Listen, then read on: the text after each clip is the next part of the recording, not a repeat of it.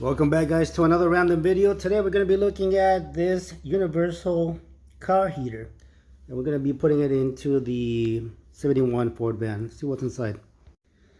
So this is all that came in the box. Got the control switch, hose clamps, some fittings for plastic hoses for routing the air, the heater box. There's a heater core, got a motor, but it's double-sided.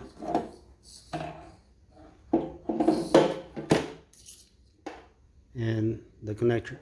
One thing that I didn't get was instructions on the control switch itself, and also the screws for the brackets. So I'm gonna have to find some screws to make it work.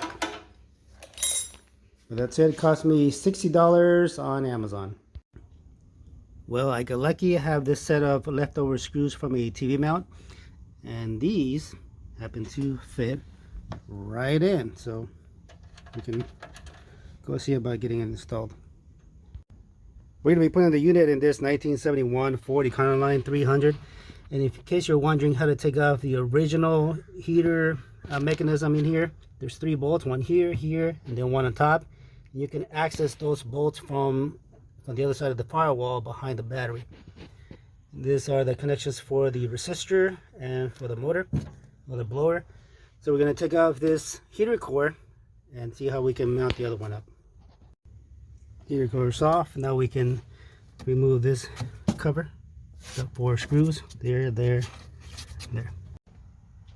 Alright, so I went ahead and painted it. I mean, why not? It was so much rust, but I don't think it's going to matter.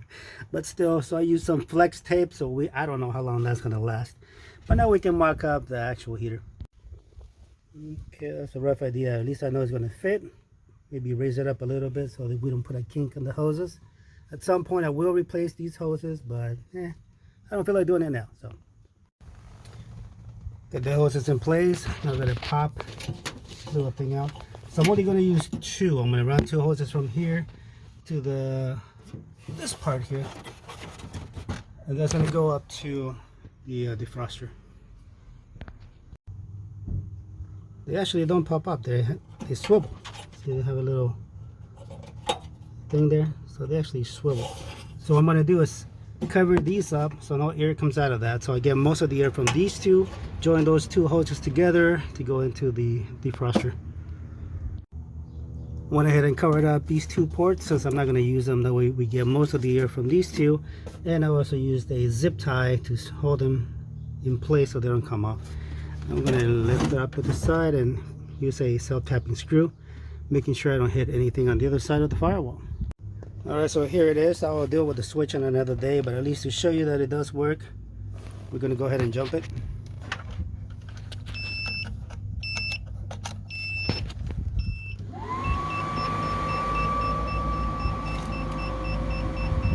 Not as strong as I would like it to be, but at least there is some air going to the defroster, and really that's all I was looking for. So hope you enjoyed the video. See you on the next one.